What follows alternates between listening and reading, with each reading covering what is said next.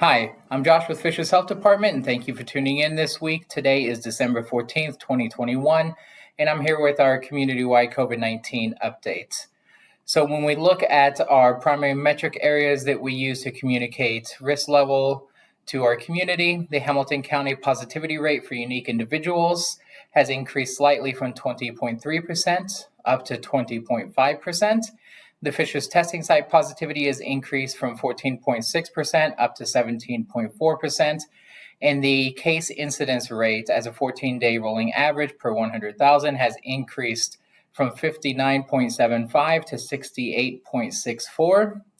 So in terms of those primary metric areas that we report on each week, we continue to see an increase in transmission here locally, and that is also occurring countywide and statewide. Now, one thing that we also look at is our ability to respond in terms of testing and vaccination coverage.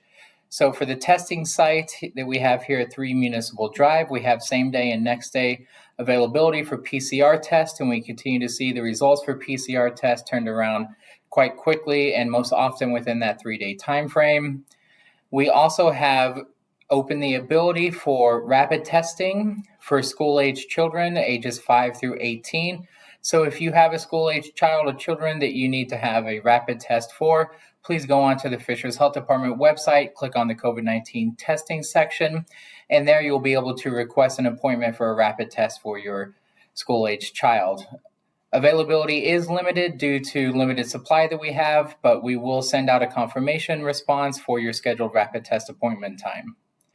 Now, our contact tracing team, as they always have during this entire pandemic, continues to do a wonderful job in tracing all known contacts of COVID cases within 24 hours and alerting them to the possibility that they may have been exposed to COVID.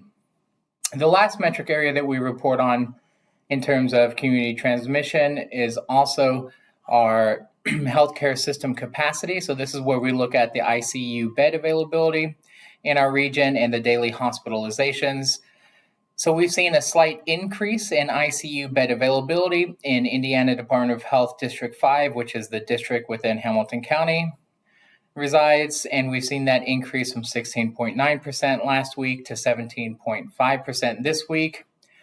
That ICU bed availability is still quite low compared to several weeks ago, and we're seeing daily hospitalizations surpassing the Delta peak and is high, not as high, but nearing some highs that we saw last winter. So definitely hospitalizations are increasing, and all of this is to say that the transmission and risk of transmission is rather high in our community and disproportionately impacts those that are unvaccinated or unable to be vaccinated. When we break down the case rates and look at case incidence rates by vaccination status, we can see that the unvaccinated 12 and older resident population has a current 7-day case incidence rate of 190.4. That's compared to 31.6 for fully vaccinated residents.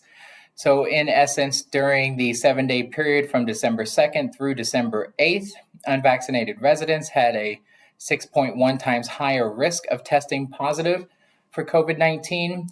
And what we do know is that the COVID-19 vaccines remain effective at preventing severe outcomes.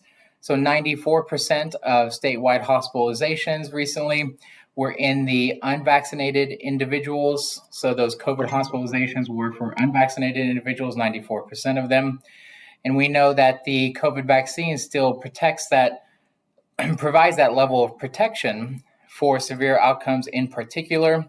This is even with the Omicron variant. What we are seeing with Omicron is that it does likely spread faster than Delta. It presents a higher risk of reinfection among unvaccinated individuals.